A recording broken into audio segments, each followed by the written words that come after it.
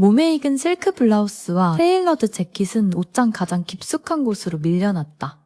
그 자리에는 거친 질감의 방수 점퍼와 낡은 작업용 팬츠가 그녀의 몸을 감쌌다.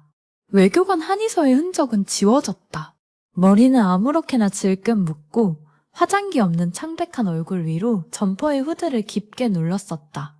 오직 오른쪽 손목에 두꺼운 가죽 시계만이 그녀가 과거로부터 온전히 벗어날 수 없는 존재임을 증명하듯 차갑게 남아있었다.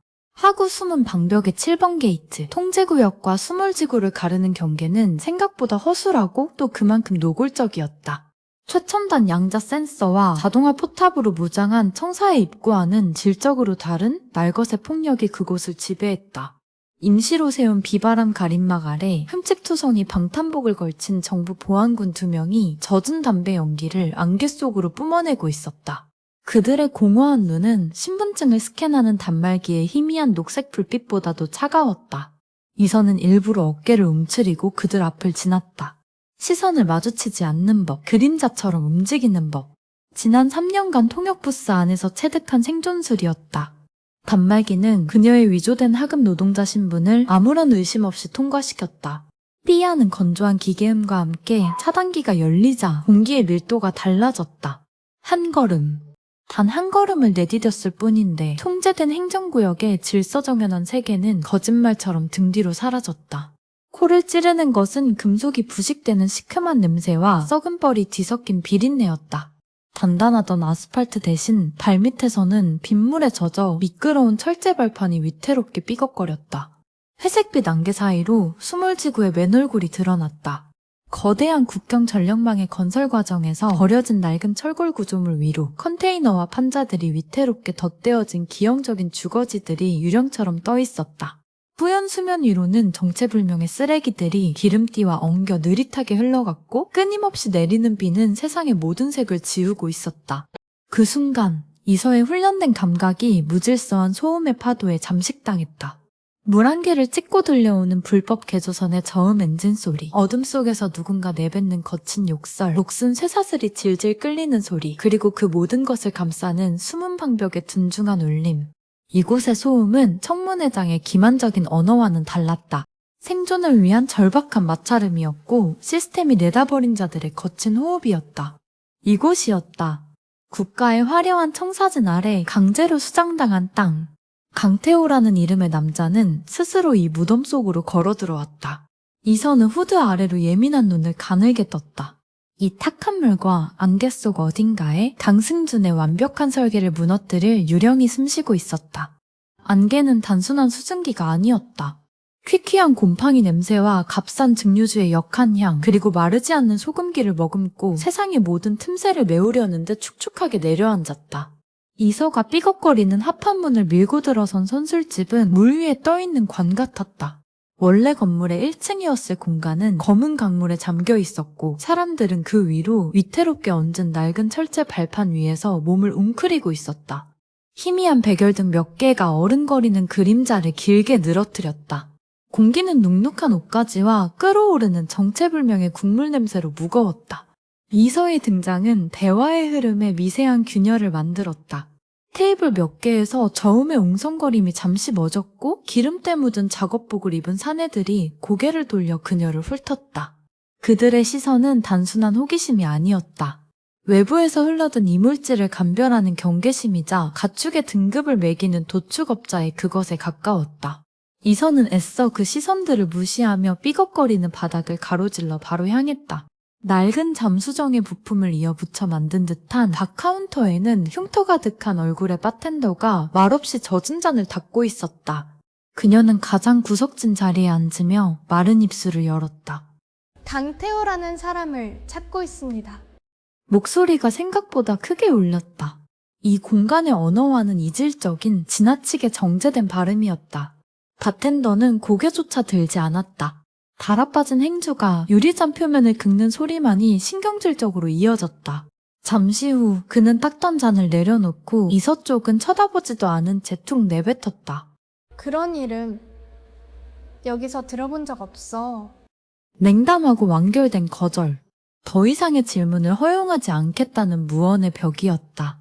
바로 그 순간 등 뒤에서 의자가 끌리는 소리가 거슬리게 울렸다. 가까운 테이블에 앉아있던 밀수꾼들 중 하나가 몸을 돌려 이서를 노골적으로 쳐다보고 있었다. 썩은 이빨을 드러내며 그가 비죽거렸다. 어디서 굴러먹던 연인지는 몰라도 여긴 네가 찾는 관광 안내소가 아니야. 주변에서 나직한 킬킬거림이 터져 나왔다. 위협은 안개처럼 스며들어 이서의 목을 조여왔다. 그녀는 깨달았다. 이곳은 그녀가 알던 세상의 법칙이 통용되지 않는 별개의 생태계였다. 그녀가 평생 무기로 삼아온 것들, 정부의 직인, 명료한 논리, 심지어 화폐의 힘조차 이 끈적한 불신의 강물 앞에서는 무가치한 휴지 조각에 불과했다. 이서의 오른손이 무의식 중에 손목의 시계를 움켜쥐었다. 권위도 돈도 통하지 않는 이곳에서 그녀는 완벽한 이방인이자 손쉬운 먹잇감일 뿐이었다. 그때였다. 바의 가장 어두운 구석, 녹슨 통풍반 아래 그림자가 꿈틀거렸다. 위협적인 분위기와는 무관하게 그곳에서는 나직하고 건조한 거래가 이루어지고 있었다. 짧게 자른 머리의 여자가 기름때 묻은 손으로 소금물에 부식된 소형 금속 부품을 꼼꼼히 살피고 있었다. 그녀의 맞은편에 앉은 남자가 초조하게 손톱을 물어뜯었지만 여자의 날카로운 눈은 부품 표면에 미세한 균열 하나 놓치지 않았다. 필터 막 수명 다 됐군. 이 가격엔 못 가져가. 목소리는 낮았지만 선술집의 모든 소음을 뚫고 들릴 만큼 단단한 심지가 박혀 있었다. 짧은 흥정 끝에 여자는 품에서 묵직한 크레딧칩 몇 개를 꺼내 테이블 위로 미끄러뜨렸다. 불법 담수 필터의 거래가 성사되는 순간이었다. 거래를 마친 그녀, 윤도희가 천천히 몸을 일으켰다. 그녀의 시선은 돈이나 필터가 아니라 소란의 진원지인 한이서에게 향해 있었다. 이서를 위협하던 사내가 그녀에게 손을 뻗으려던 찰나 도희가 그들 사이를 막아서듯 다가왔다. 그녀는 주먹을 쥐지도 섣불리 위협하지도 않았다. 그저 그 자리에 서 있는 것만으로 주변의 공기가 미묘하게 수축했다. 마치 보이지 않는 자기장이 형성된 것 같았다. 성만아, 도희가 썩은 이를 드러내던 사내를 향해 나직이 말했다. 내 배 엔진 소리가 여기까지 들리는 것 같아서 말인데 지난번 정비 때 외상으로 가져간 윤활유 값은 마련했고? 사내의 얼굴이 순간 굳었다. 도희의 시선은 옆에 있던 다른 남자에게로 옮겨갔다. 자네는 저번 밀수 때 보안군 순찰 경로를 잘못 알려줘서 우리 애들 전부를 위험에 빠뜨렸지. 그 빚 아직 안 잊었어. 그녀의 말에는 칼날이 없었지만 그 어떤 물리적인 위협보다도 정확하게 그들의 약점을 찔렀다. 그것은 폭력이 아니었다. 이 스몰지구라는 생태계의 먹이사슬을 꿰뚫고 있는 자해날 것 그대로의 권력이었다. 돈과 신용, 약속과 배신으로 얽힌 관계의 그물망. 그 중심에 윤도희가 있었다. 두 사내는 서로의 얼굴을 쳐다보더니 옆지거리를 나직이 뱉으며 마지못해 자리로 돌아갔다. 그들이 일으켰던 위협의 파도는 거짓말처럼 잠잠해졌다. 도희는 이서를 구한 것이 아니었다. 자신의 구역에서 벌어진 불필요한 소음을 제거했을 뿐이다. 그녀는 이제 몸을 돌려 이방인을 찬찬히 뜯어보기 시작했다. 후드 아래 감춰진 창백한 얼굴, 허름한 옷과 어울리지 않는 고든 자세, 그리고 두려움 속에서도 상대를 분석하려는 듯한 예민한 눈빛까지. 강태호? 도희의 입에서 나온 그 이름은 질문이라기보다 확인에 가까웠다. 그녀의 눈이 이서의 손목에 채워진 두꺼운 가죽 시계에 잠시 머물렀다가 다시 얼굴로 돌아왔다.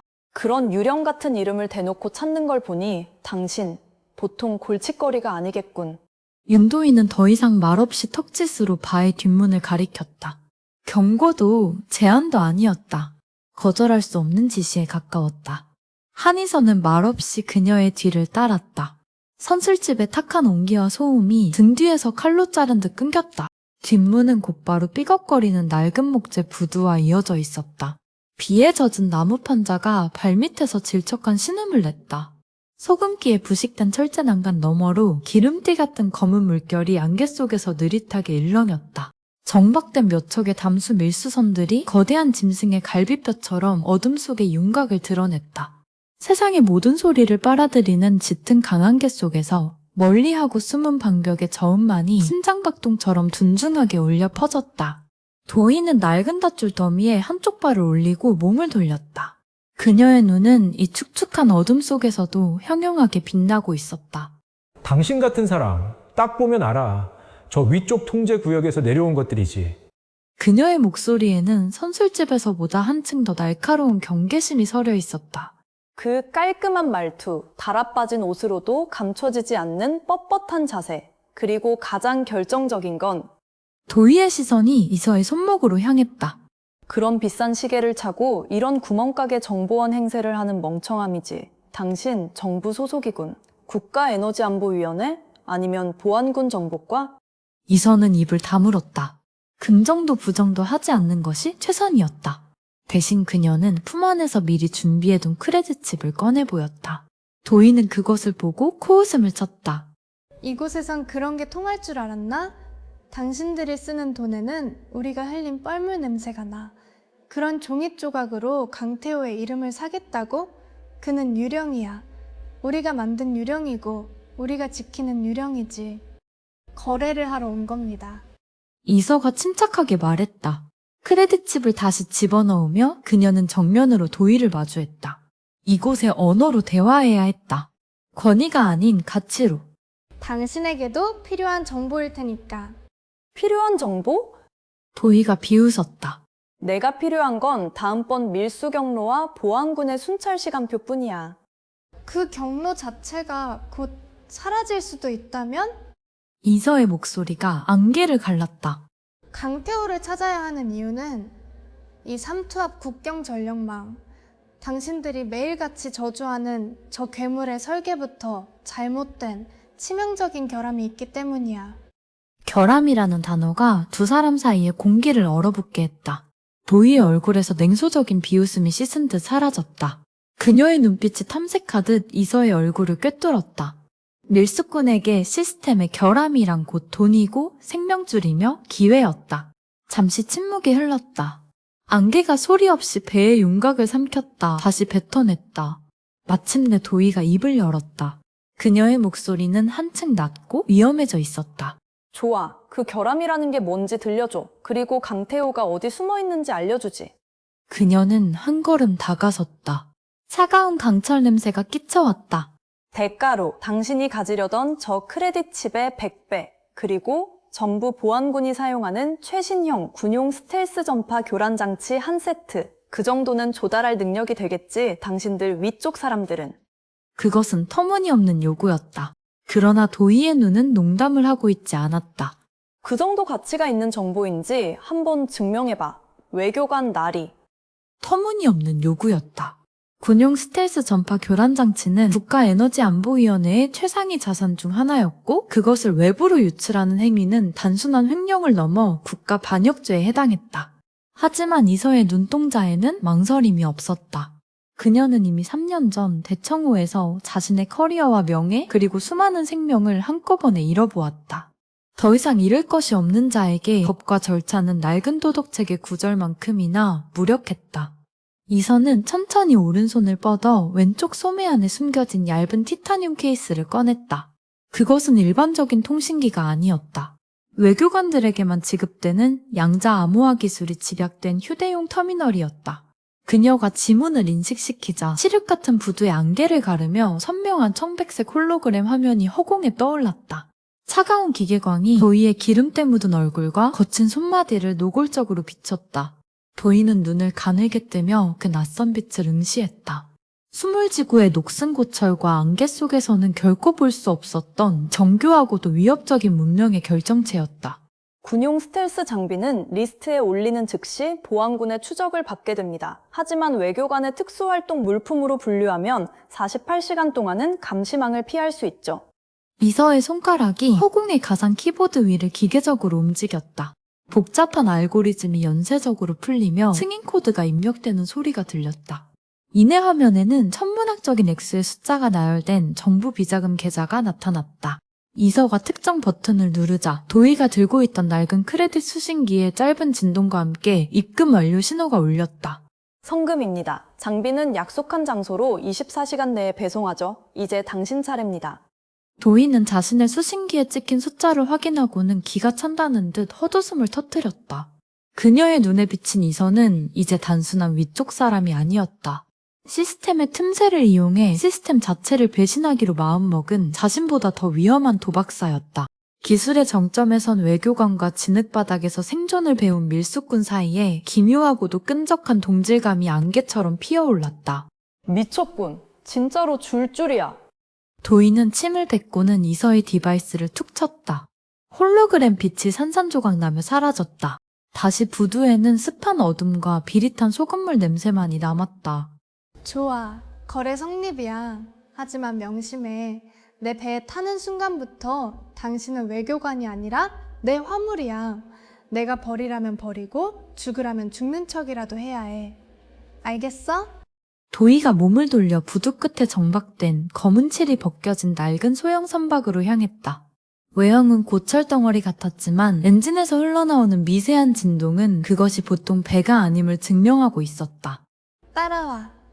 유령은 아무데나 살지 않거든. 놈의 은신처로 가려면 먼저 이 지옥 같은 안개를 뚫어야 하니까.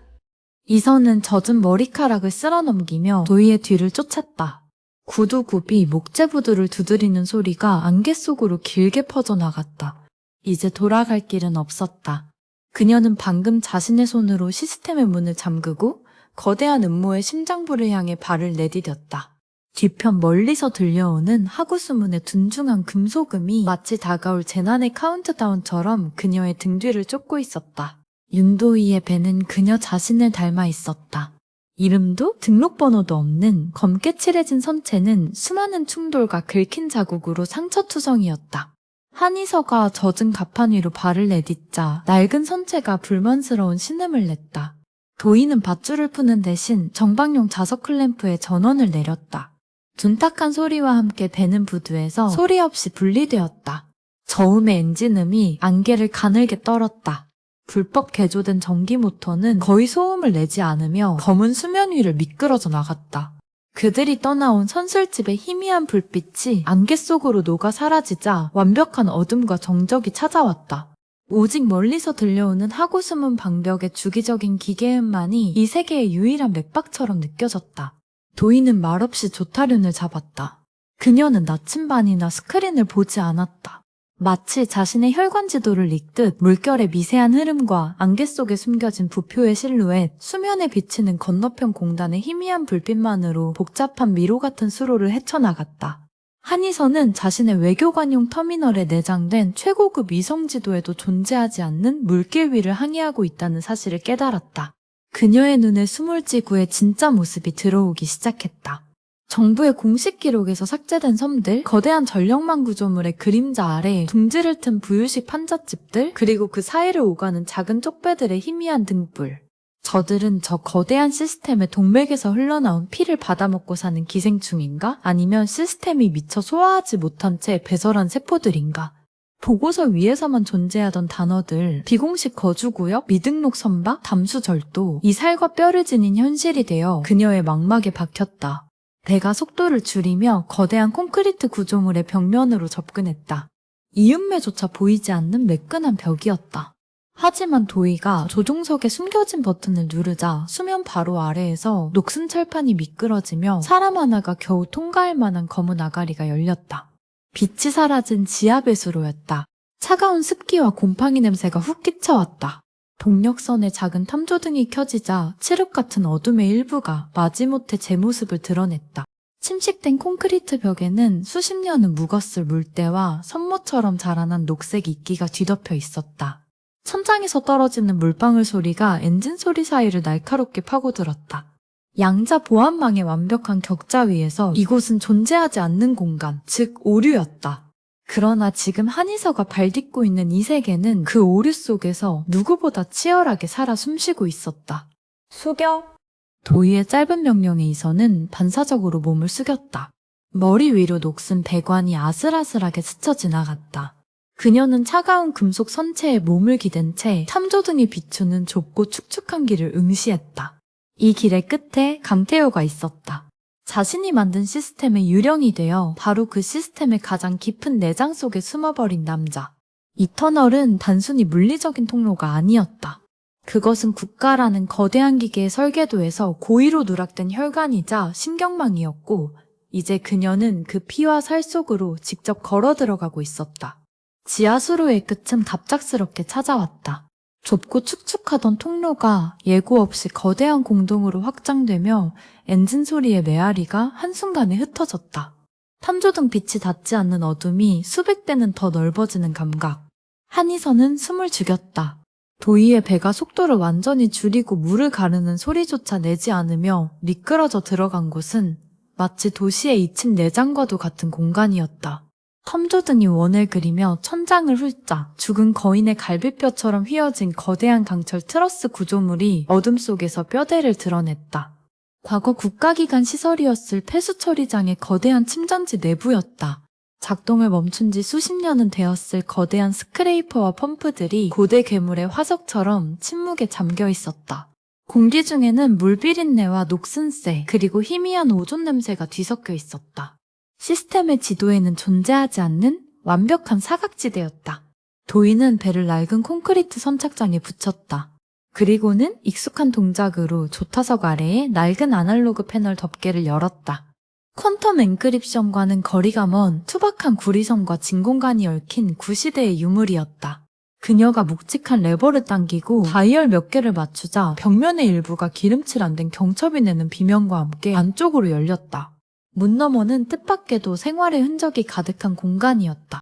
훔쳐온 전기로 켜놓은 듯한 수십 개의 모니터가 불규칙하게 깜빡이며 어지럽게 얽힌 케이블 더미와 반쯤 분해된 기계 부품들을 비추고 있었다. 바닥에는 빈 영양제 팩과 뻣뻣하게 마른 작업복, 용도를 알 수 없는 설계도들이 발 디딜 틈 없이 널려 있었다. 완벽한 격자로 설계된 양자 보안망의 아키텍처를 떠올리던 한이서의 눈에 그 무질서한 풍경은 일종의 모독처럼 느껴졌다. 깜빡이는 모니터 불빛들이 이서의 창백한 얼굴 위로 흐릿한 데이터의 잔상을 흘렸다. 여기서 꼼짝 말고 있어. 도희가 짤막하게 경고를 던지고는 이서를 홀로 남겨둔 채 자신이 몰고 온 배의 어두운 선실 쪽으로 향했다. 그녀의 모습이 달아빠진 방수포가 드리워진 입구의 그림자 속으로 녹아들 듯 사라졌다. 다시 정적이 흘렀다. 이제는 엔진 소리도 없었다. 오직 천장의 어딘가에서 주기적으로 떨어지는 물방울 소리와 저전력으로 구동되는 서버팬의 희미한 소음만이 거대한 공동을 채웠다. 한이선은 외투깃을 여몄다.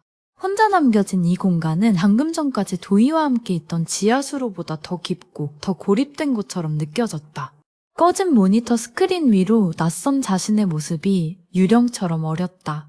그녀는 이곳에 숨어 사는 진짜 유령을 기다리고 있었다. 방수포가 거치는 소리는 둔탁했다. 선실 안쪽에서 먼저 흘러나온 것은 빛이 아니라 눅눅한 공기를 가르는 싸구려 알코올의 지독한 향이었다.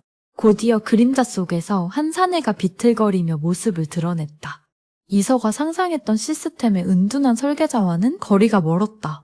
소금기에 절어 뻣뻣하게 엉킨 머리카락, 며칠은 좋게 깎지 않은 거친 턱수염, 그리고 모든 빛을 개걸스럽게 빨아들이는 듯한 공허한 눈동자.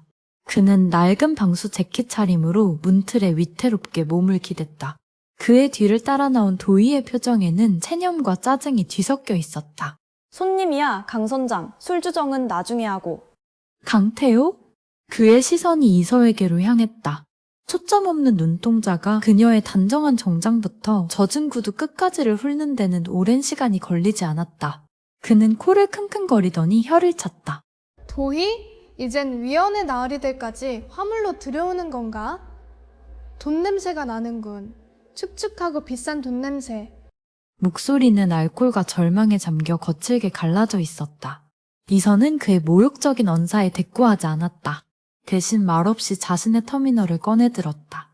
청백색 홀로그램이 허공에 떠오르자 강태호는 조롱하듯 휘파람을 불었다. 양자 암호화 통신 모듈. 아직도 저딴 장난감을 들고 다니는 사람이 있다니. 이선은 그의 빈정거림을 무시한 채 화면을 조작했다. 음성 파일이 아니었다. 그녀가 재생한 것은 청문회장에서 수집한 배경소음에 섞여있던 미세한 고주파 신호였다. 찌익! 인간의 귀로는 거의 인지할 수 없는 가늘고 날카로운 기계음이 비좁은 선실의 공기를 갈랐다. 모기소리 같기도 혹은 임계점을 넘어선 염도 측정기가 내지르는 단말마의 비명 같기도 한 소리였다. 도희는 미간을 찌푸렸지만 강태호의 얼굴에서는 모든 표정이 사라졌다. 흐리멍덩하던 그의 눈빛이 한순간에 얼음장처럼 날카로워졌다. 문틀에 기대어 있던 상체가 벌떡 일어섰고 술기운에 풀려있던 동공이 맹수처럼 한 점으로 수축했다. 그의 시선은 더 이상 이설을 향하지 않았다. 그는 허공에 떠있는 소리의 파형, 그 보이지 않는 설계도를 꿰뚫어 보고 있었다. 널브러진 빈 술병과 복잡한 배선들 사이에서 과거의 천재 엔지니어가 페인의 껍질을 찢고 고개를 쳐들었다. 이건 퀀텀 채널에 강제로 쑤셔 넣은 고전압 백도 트리거. 그의 입에서 나온 것은 술주정이 아니라 시스템의 뼈대를 해부하는 냉정한 분석이었다. 그는 한 걸음 다가서며 이서의 터미널을 노려보았다. 이 신호를 어디서 녹음했지? 양자보안 청문회 국가에너지안보위원회 강승준 국장 발언 중에 강승준.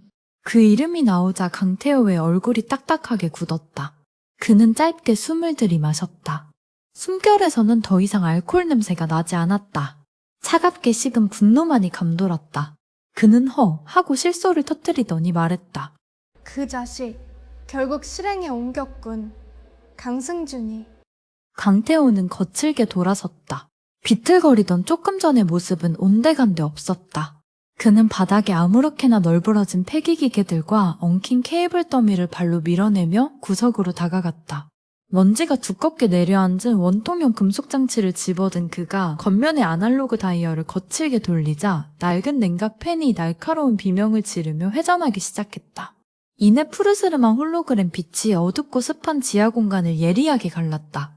빛의 입자들이 허공에서 엉기며 거대한 구조물의 형상을 빚어냈다. 수만 개의 점선으로 이루어진 한반도의 하구를 가로지르는 철옹성. 삼투압 국경 전력망의 아키텍처였다. 먼지와 곰팡이 냄새가 진동하는 은신처 한가운데에 국가 최상위 보안 등급의 설계도가 유령처럼 떠오르자 공간의 공기마저 서늘하게 변하는 듯했다. 내가 설계한 양자 보안 시스템은 외부의 해킹 시도를 원천적으로 차단해. 얽힘 상태의 큐빗을 건드리는 순간 데이터 자체가 붕괴하니까. 강태호가 홀로그램 속 거대한 하구 수문 방벽을 손가락으로 튕기듯 가리켰다. 방벽 내부의 중앙 통제실이 붉은 빛으로 깜빡이며 확대되었다. 그래서 강승준은 시스템 외부가 아니라 가장 깊숙한 내부의 소리에 주목한 거야. 당신이 가져온 그 고주파 신호, 단순한 노이즈가 아니야.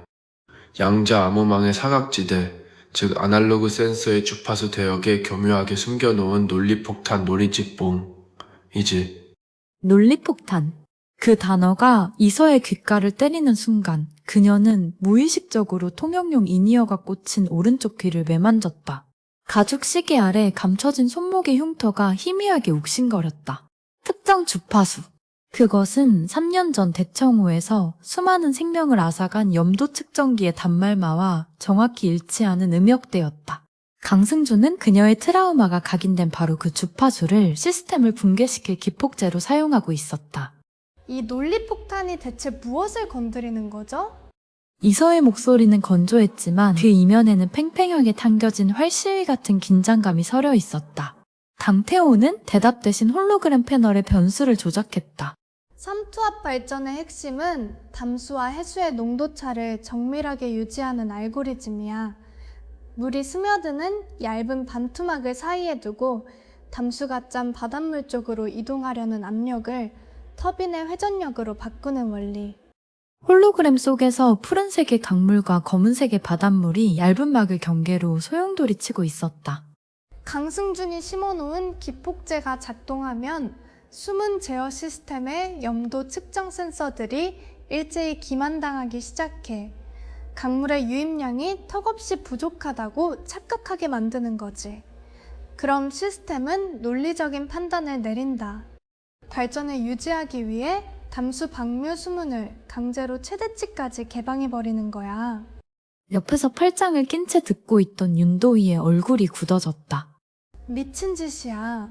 수문을 그렇게 열어버리면 만조 때 바닷물이 하구둑 안쪽으로 미친 듯이 밀려 들어올 텐데. 정답. 강태호가 씁쓸하게 웃으며 홀로그램의 시간을 가속했다.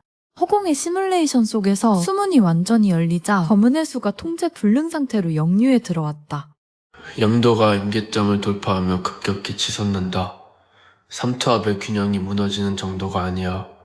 엄청난 압력 차이가 발생하면서 발전용 반토막들이 찢겨나가고 과부하를 견디지 못한 터빈들이 제어 범위를 벗어나 초고속으로 헛돌기 시작해. 그의 말이 끝나기가 무섭게 홀로그램 속 수십 개의 발전 터빈들이 시뻘겋게 달아오르더니 이내 연쇄적으로 폭발하며 파편화되었다. 푸르스름했던 홀로그램 빛이 핏빛으로 변해 세 사람의 얼굴을 기괴하게 물들였다. 이선은 숨을 죽였다. 그것은 단순한 정전이나 전력망 마비 수준의 테러가 아니었다. 국가 전체의 동력원을 물리적으로 갈갈이 찢어버리는 시스템에 대한 구조적 처형이었다. 터빈이 연쇄 폭발하면 전력망이 붕괴하는 것은 물론이고 하구둑이 견디지 못하고 무너져 내릴 것이다.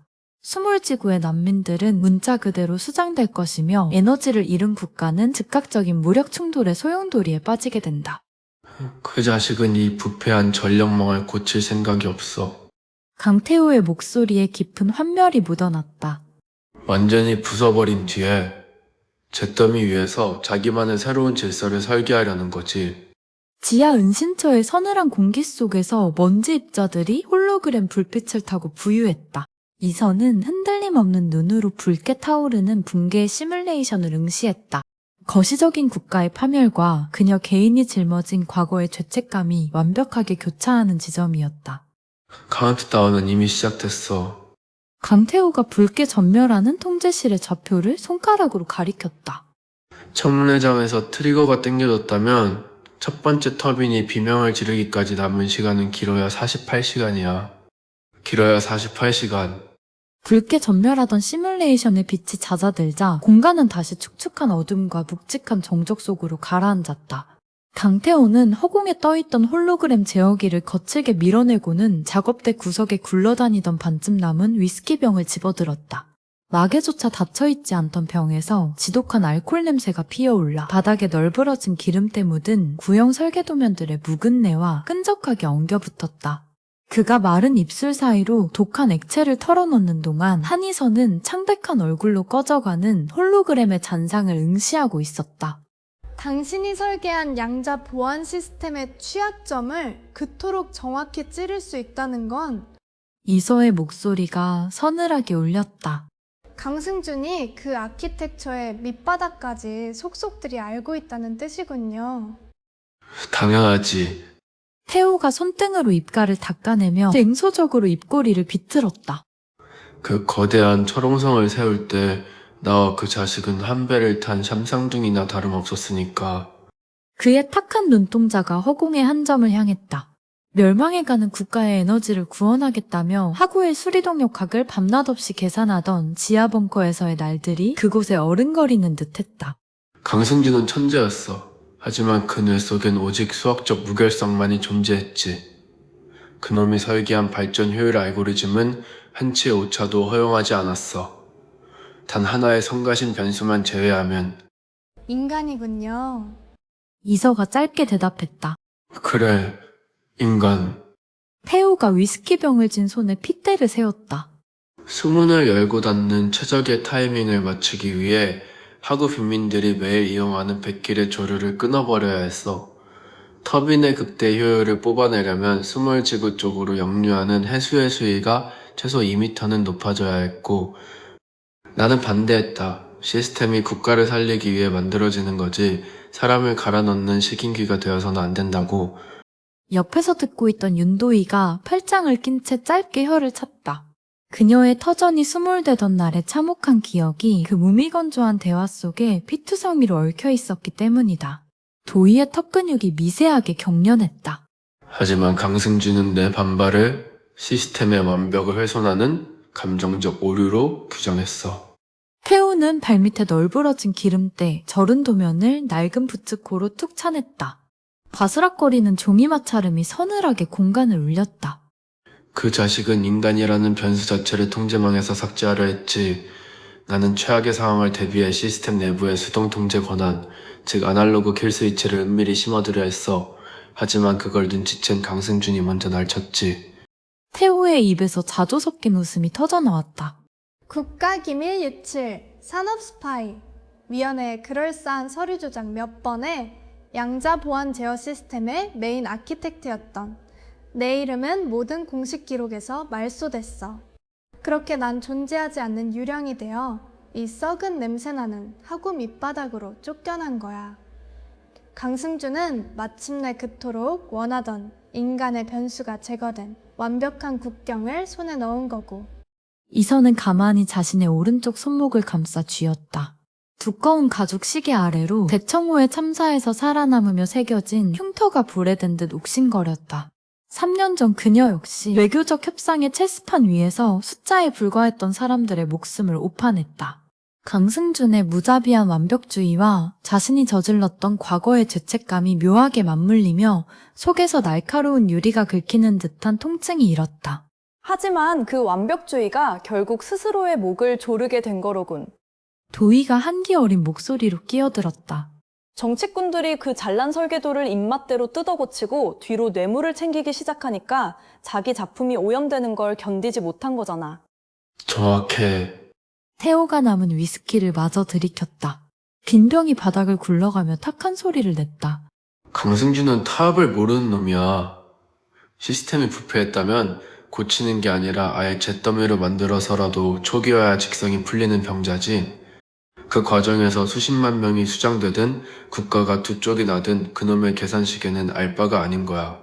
그의 공허했던 눈빛에 어느새 시퍼런 불꽃이 일렁이고 있었다.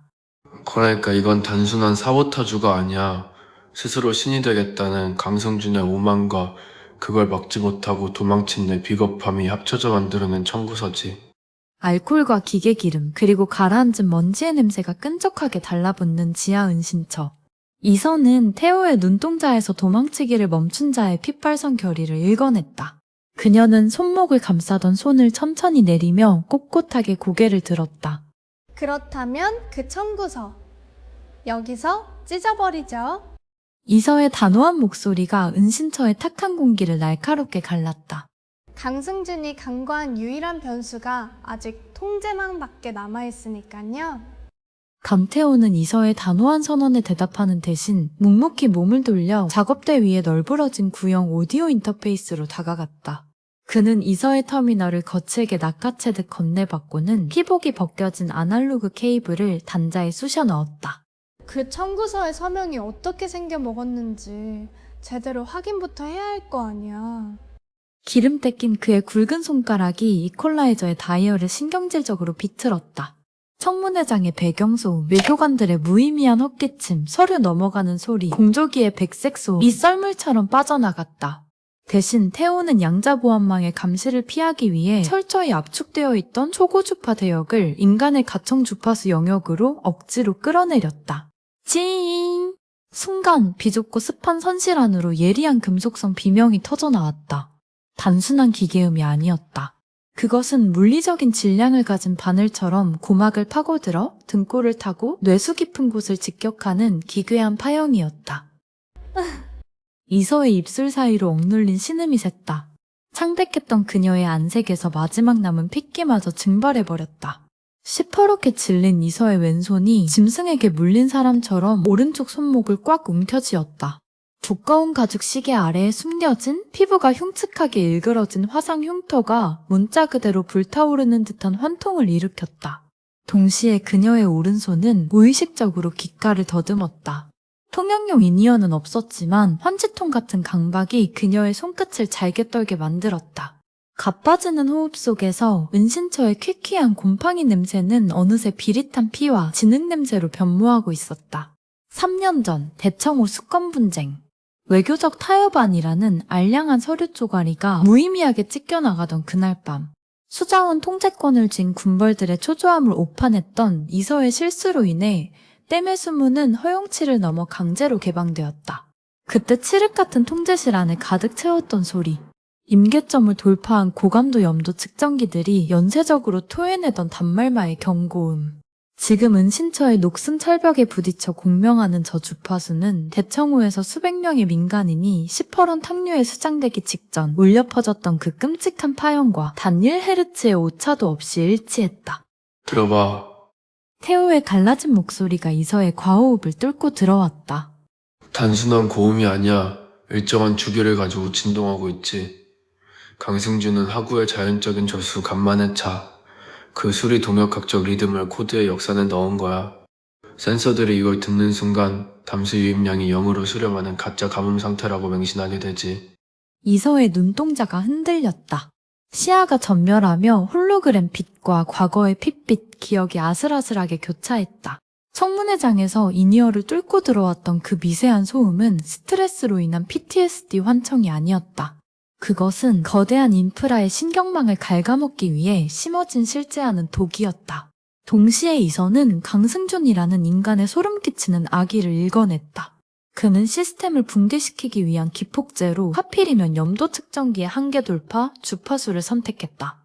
대청호의 참사를 기억하는 이들에게는 공포를, 기계에게는 치명적인 오작동을 유발하는 완벽하고도 잔혹한 아키텍처. 강승준에게 인간의 트라우마란 그저 보안망을 우회하기 위한 훌륭한 알고리즘 소스에 불과했던 것이다. 이것은 사고를 위장한 재난이 아니었다. 낡은 체제를 수정시키고 그 위에 공학적 독재를 세우려는 철저히 계산된 학살의 선전포고였다. 이서는 파들거리는 입술을 꽉 깨물었다. 비릿한 피맛이 혀끝에 맴돌자 역설적으로 마비되었던 이성이 차갑게 얼어붙으며 돌아왔다. 그녀는 손목을 옥죄고 있던 손을 천천히 풀었다. 손톱이 파고들었던 가죽 시계 위로 선명한 자국이 남아있었다. 끄세요. 이서의 목소리는 방금 전까지 과호흡에 시달리던 사람의 것이라고는 믿기지 않을 만큼 낮고 건조했다. 태우가 다이얼을 돌려 소리를 차단하자 이명만이 남은 선실에 무거운 침묵이 내려앉았다. 이서는 땀에 젖은 앞머리를 쓸어 넘기며 어둠 속에서 번뜩이는 태우의 눈을 똑바로 마주 보았다. 이건 단순한 시스템 교란용 논리 폭탄이 아니에요. 이서의 눈빛에 깃든 냉소는 이제 벼려진 칼날처럼 서늘했다. 대청호 때와 완벽하게 같은 방식입니다. 기계의 비명을 이용해 거시적인 물줄기의 방향을 틀어버리는 완벽하게 통제된 사륙의 예고장이죠. 국가에너지안보위원회의 나태한 관료들이 양자보안의 환상에 취해 있는 동안 그림자 설계자는 이미 수십만 명의 목숨을 담보로 삼투압 국경의 방아쇠를 당겼다. 이서는 흉터가 남은 손목을 한번 쓸어내리고는 축축한 안개 냄새가 스며드는 은신처의 출입구를 향해 시선을 돌렸다. 카운트다운은 이미 그녀의 맥박을 타고 흐르고 있었다.